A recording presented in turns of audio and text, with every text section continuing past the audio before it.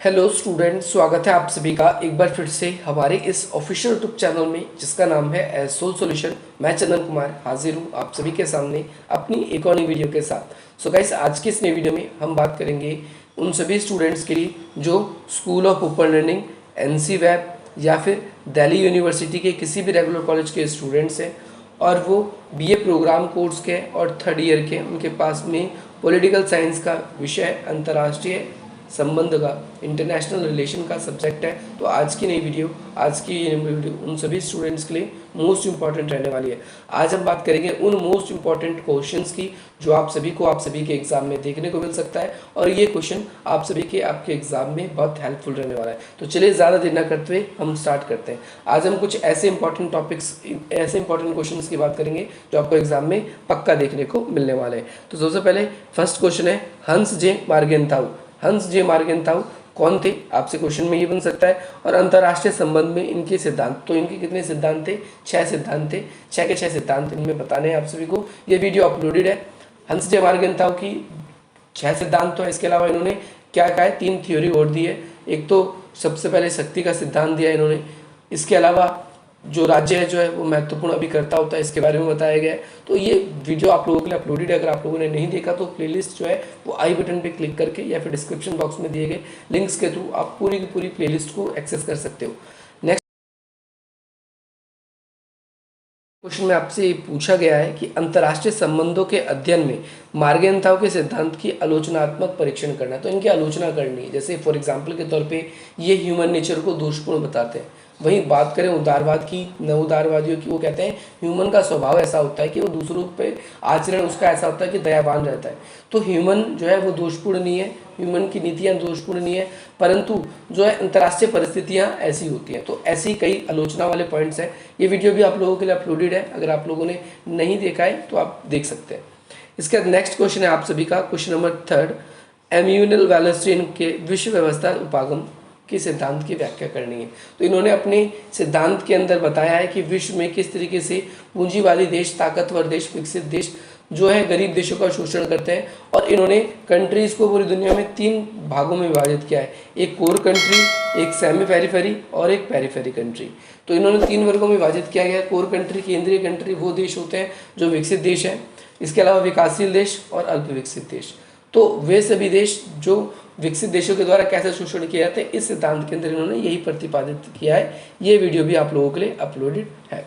Next question है, निर्भरता का सिद्धांत क्या है? आपसे इंग्लिश में निर्भरता की जगह डिपेंडेंसी भी लिखा हो सकता है या फिर पारस्परिक निर्भरता, पर निर्भरता, ऐसे भी क्वेश्चन बनता है। इसके प्रमुख विशेषताओं को बताइए। या फिर देखो, ये सेम क्वेश्चन, एक तो निर्भरता का सिद्धांत ऐसे पूछा जाता है, या फिर सेम थिंग आपसे इस तरीके से पूछी जाती है कि A.G. फ्रैंक लिखा होगा या अंडर गुंडर फ्रैंक करके लिखा होगा। ये कौन थे? इनके विचार बताने, किस तरीके से इन्होंने प्राचीनता के सिद्धांत की व्याख्या करी है, इसके बारे में आप सभी को बताना है। तो ये 2 क्वेश्चन भी आप सभी के लिए इंपॉर्टेंट है। लेकिन अब तक मैंने आपको 4 क्वेश्चन बता दिए। पहला मार्गेंथाउ के 6 सिद्धांत, दूसरा मार्गेंथाउ की आलोचना, तीसरा क्वेश्चन इमैनुअल वैलेस्टीन और चौथा क्वेश्चन ये पर निर्भरता। इनमें से 2 क्वेश्चन आप सभी के एग्जाम में आपको जरूर, 4 में से 2 क्वेश्चन पक्का 100% है देखने को मिलेगा। नेक्स्ट क्वेश्चन है, J.N. टिग्नर के नारीवादी दृष्टिकोण की व्याख्या कीजिए। नारीवादी, ये इंटरनेशनल स्तर पर ये हर किसी सिद्धांत शास्त्री की आलोचना करती है, चाहे वो मार्गेंथाउ हो, चाहे वो आदर्शवादी विचारक हो, चाहे वो आपके मार्क्सवादी विचारक हो, कोई से भी विचारक हो, किसी भी विचारक को, ये सबकी आलोचना करती है। और ये कहती है कि अंतर्राष्ट्रीय स्तर पर इन्होंने कई लेख लिखे, अंतर्राष्ट्रीय संबंधों को अध्ययन करने में इन्होंने महिलाओं की कहीं जिक्र नहीं किया। और महिलाएं जो है वो हमेशा समाज में एक अलग थलग की जाती है। तो इंटरनेशनल लेवल पर अंतर्राष्ट्रीय संबंधों को अध्ययन करने में जो J.N. टिग्नर जी हैं, इनके विचार बहुत ज़्यादा इंपॉर्टेंट है आप सभी के लिए। ये एग्जाम में बहुत बार पूछा जाता है, कई बार इसकी आलोचना भी पूछी जाती है। तो ये क्वेश्चन भी आप सभी के लिए अपलोडेड है, ये क्वेश्चन भी आप सभी को जरूर देखना है। अगला क्वेश्चन है आप सभी की, विदेश नीति से आप क्या समझते हैं? विदेश नीति से क्या अभिप्राय है? भारत की विदेश नीति को प्रभावित करने वाले कारणों को बताइए। तो भारत की विदेश नीति को प्रभावित करने वाले कारण, यहाँ पर 2 क्वेश्चन बनते हैं। कई बार आपसे ये पूछा जाएगा कि भारत की विदेश नीति को प्रभावित करने वाले राष्ट्रीय या आंतरिक कारण, सेम बात है। भारत की विदेश नीति को प्रभावित करने वाले अंतर्राष्ट्रीय और बाह्य कारण, ये अलग क्वेश्चन है। लेकिन अगर ये क्वेश्चन पूछा जाए कि भारत की विदेश नीति को प्रभावित करने वाले कारण बताइए, तो ये दोनों क्वेश्चन एक ही में लिखना है। इसमें हमें राष्ट्रीय कारणों के बारे में यानी आंतरिक कारणों के बारे में भी और बाह्य कारण यानी अंतर्राष्ट्रीय कारणों के बारे में भी, दोनों के बारे में एक्सप्लेन करना है। तो बहुत सारे पॉइंट है इसके अंदर। ये क्वेश्चन भी आप लोगों के लिए अपलोडेड है, लाख लोगों से ज़्यादा इस वीडियो को देख चुके हैं। अगर आप लोगों ने नहीं देखा है तो आप भी देख। आप सभी की स्क्रीन पर है कि वैश्विक राजनीति में भारत की क्या भूमिका है। सबसे पहली बात क्वेश्चन आपको समझना है, वैश्विक राजनीति में भारत की क्या भूमिका है। क्वेश्चन ऐसे बनेगा, या फिर आपसे क्वेश्चन ये पूछेगा कि विश्व राजनीति में भारत किस प्रकार से एक महाशक्ति बन सकती है, अपने उत्तर की पुष्टि करें। तो ये क्वेश्चन भी बहुत इंपॉर्टेंट है।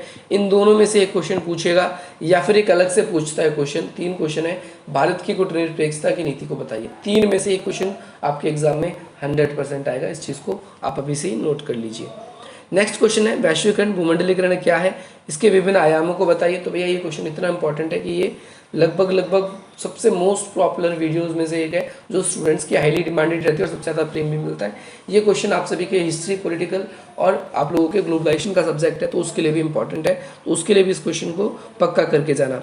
नेक्स्ट क्वेश्चन है, गुटनिरपेक्षता की नीति से क्या अभिप्राय। जैसे कि मैंने बताया, गुटनिरपेक्षता की नीति अब क्या है, प्रासंगिकता इसकी है या नहीं, इसकी व्याख्या करनी है तो क्यों और नहीं है तो क्यों नहीं। ये क्वेश्चन भी आप सभी के लिए बहुत ज़्यादा इंपॉर्टेंट है और इस क्वेश्चन को भी हमने अपलोड कर रखा है। अगर आप लोगों ने नहीं देखा है तो आप देख सकते हैं। नेक्स्ट क्वेश्चन है, शीत युद्ध के उदय के कारण, ये भी क्वेश्चन अपलोडेड है। और इसके परिणामों की व्याख्या कीजिए, ये भी क्वेश्चन अपलोडेड है, तो आप इसको भी देख सकते हैं। नेक्स्ट क्वेश्चन आप सभी के लिए 11 नंबर क्वेश्चन है कि तनाव शैथिल्य क्या है, जिसे हम वेदांत का सिद्धांत भी बोलते हैं, डिटेन करके भी मेंशन किया गया है। तो तनाव शैथिल्य जो है वो है क्या, आपसे क्वेश्चन डायरेक्टली ये बनेगा। और इसने किस प्रकार से दोनों महाशक्तियों के बीच में तनाव को कम करने की कोशिश करी। तो आप सभी को पता है इसमें बहुत सारी संधियाँ हुई थी इसके अंदर। जैसे सबसे स्टार्टिंग से CTBT कॉम्प्रिहेंसिव टेस्टमेंट ट्रीटी 1963 में, इसके बाद में 1968 में NPT हुई, इसके बाद में ABM हुई। ABM के बाद में इससे पहले ही हम देखते हैं मास्को बॉर्न समझौता है, या फिर मास्को बॉर्न समझौता के बाद में हॉटलाइन समझौता है।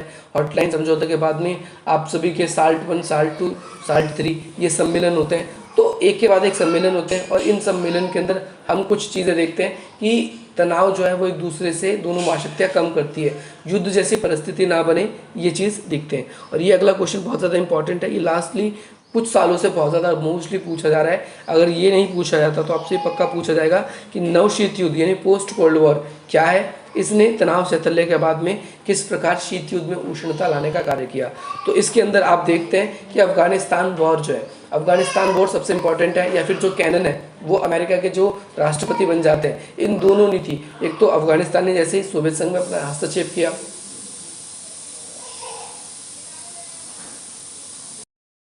जैसे ही सोवियत संघ ने अफगानिस्तान के अंदर अपनी सेना का अतिक्रमण किया या अपनी घुसपैठ करी, वैसे अमेरिका ने भी वहाँ पर करना शुरू कर दिया। इसके अलावा कैनन जो था उन्होंने सख्त रुख अपनाया था इस जगह पर शीत युद्ध के काल में। तो इन दोनों की नीति, ये वीडियो भी अपलोडेड है, अगर आप लोगों ने नहीं देखा तो आप इस वीडियो को भी देख सकते हैं।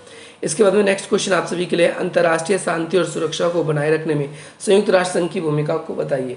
तो अंतर्राष्ट्रीय शांति और सुरक्षा बनाए रखने में संयुक्त राष्ट्र संघ की शीत युद्ध काल से ही बहुत बड़ी भूमिका है। अंतर्राष्ट्रीय स्तर पर अगर कोई भी तनाव उभरता है, अभी रिसेंटली के मैं आपको बता दूं, जैसे रूस और यूक्रेन के बीच में जो वॉर चल रहा है, उसके लिए भी शांति प्रस्ताव करने के लिए यूएनओ ने बहुत भूमिका निभाई। तो कहीं ना कहीं हम देखें इसकी बहुत ज़्यादा भूमिका है शीत युद्ध काल से और शीत युद्ध काल के आगे से ही। इसके अलावा कुछ अब क्वेश्चन ऐसे हैं जो शॉर्ट नोट है, जो आपके एग्जाम में आप लोगों को जरूर करके जाने।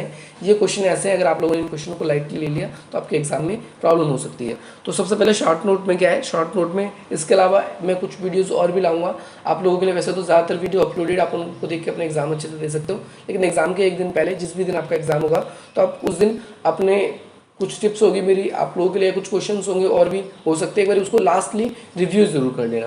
तो यहाँ पर short note, so students question का जो लास्ट पोर्शन होगा वो आप सभी के लिए शॉर्ट नोट ही होगा, और वो आप लोगों के लिए इतना स्कोरिंग होता है कि आप ये देखेंगे कि नॉर्मल क्वेश्चन में आप सभी को कम नंबर मिलता है और इसमें ज़्यादा मिलते हैं। तो सबसे पहले आपको क्योटो प्रोटोकॉल करना है। ये वीडियो आप लोगों के लिए अपलोडेड है, अगर आप लोगों ने नहीं देखा है तो देख सकते हैं। EU यूरोपियन संघ, ये किस तरीके से एक महाशक्ति है, ये क्वेश्चन भी बनता है, या यूरोपियन संघ EU शॉर्ट नोट में सबसे ज़्यादा पूछा जाता है। 1, 2 ये क्वेश्चन दोनों पूछे जाते हैं। नारीवाद क्या है, अगर आपने JN टिग्नर वाला क्वेश्चन किया है तो सेम यहाँ पर आप लिख सकते हैं आपके एग्जाम में अगर शॉर्ट नोट आता है। चीन एक उभरती हुई महाशक्ति कैसे है, ये क्वेश्चन भी आपसे एग्जाम में पूछा जाता है। जैव विविधता यानी बायोडाइवर्सिटी जो है, इसका क्या लाभ है, इसका क्या महत्व है, क्यों इस पे संकट मंडरा रहा है, ये क्वेश्चन भी आपसे एग्जाम में पूछा जाता है। तो ये क्वेश्चन भी आप लोगों के लिए अपलोडेड आप देख सकते हैं। और नव यथार्थवाद कैनेट वॉल्स या फिर नव उदारवाद भी आपसे पूछा जा सकता है, वो अलग है और ये अलग है। होपफुली आज की इस नई वीडियो से आप सभी को बहुत वैल्यू मिली होगी और इसी प्रकार के इंटरेस्टिंग वीडियोस पाने के लिए आप हमारी वीडियो को लाइक करेंगे, अधिक से अधिक मुझे तो शेयर करेंगे और हमारे चैनल को सब्सक्राइब करेंगे। सबसे पहली बात तो अगर आप लोग हमसे कनेक्ट होना चाहते हैं तो डिस्क्रिप्शन बॉक्स में दिए गए लिंक्स के थ्रू हमसे कनेक्ट हो सकते हैं, इंस्टाग्राम, फेसबुक या फिर टेलीग्राम पर। इसके अलावा डिस्क्रिप्शन बॉक्स में आप सभी के लिए लिंक है वो सारे के सारे, और इस तरह से इस नंबर से भी आप हमसे जुड़ सकते हैं। चलिए मिलते हैं हम आप सभी से अपनी अगली वीडियो में। जय हिंद, जय भारत।